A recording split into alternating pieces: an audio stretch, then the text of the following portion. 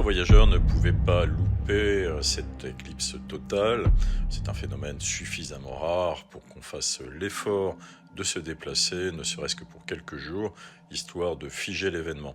Deux de nos collègues, n'écoutant que leur courage, ont donc pris leurs bagages et leur passeport pour se rendre aux États-Unis, en l'occurrence à Dallas, pour pouvoir assister à l'événement le 8 avril vers midi, où a priori le temps d'occultation devrait être assez long, de l'ordre de 3-4 minutes, ce qui est assez exceptionnel.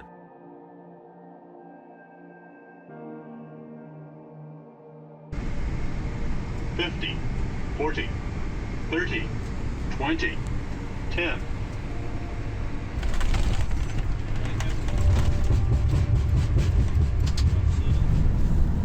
L'occasion aussi de redécouvrir cette partie de l'Amérique, cette culture qui est très particulière, qui est la culture texane, culture du cow-boy, du Far West et de tout l'imaginaire qui a nourri pour la plupart notre enfance.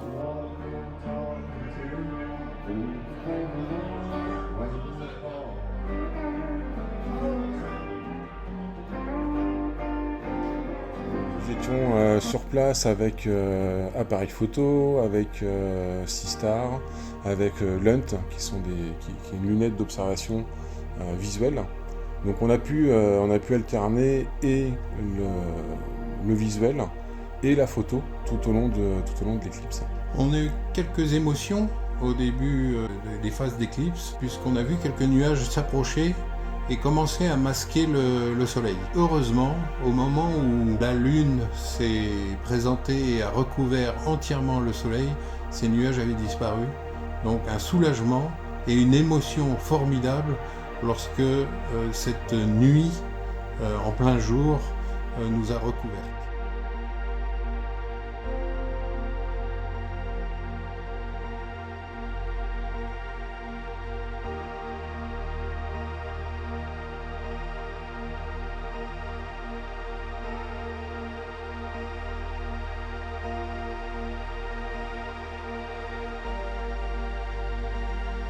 C'est quelque chose qui est unique, il n'y a pas deux événements pareils qui donnent ces sensations-là.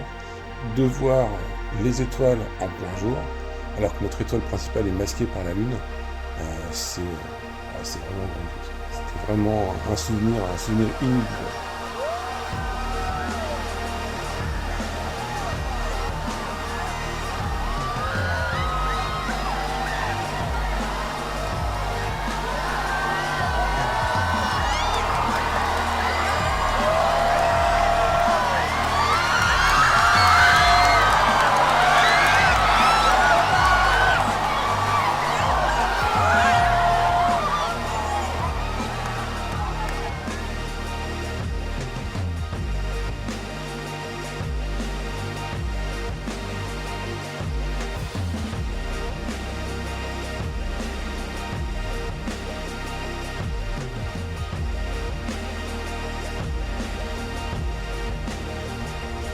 Ça, c'est un poste de navigation. C'est pas lui qui fait le pilote, mais c'est lui qui va dire bah voilà, il faudrait là. Voilà, c'est bardé de boutons dans tous les sens. Mirage 2000, you have the body, you have the top and the bottom of Le the manche leg, est fonctionnel. and now in Rafale, La manette des gaz. Là. Après cette visite au musée de l'air, qui a permis donc de tester un petit peu les cockpits des avions, et pour se rendre compte que notre ami David, avec son 1m94, avait bien du mal à se glisser dans ses chasseurs, il a bien fallu rentrer à la maison, et là encore, le soleil a fait un dernier cadeau. Alors, le vol de retour a été sublimé, et on a eu la chance de pouvoir voir des aurores boréales pendant une bonne dizaine de minutes à peu près. Donc c'était vraiment magnifique.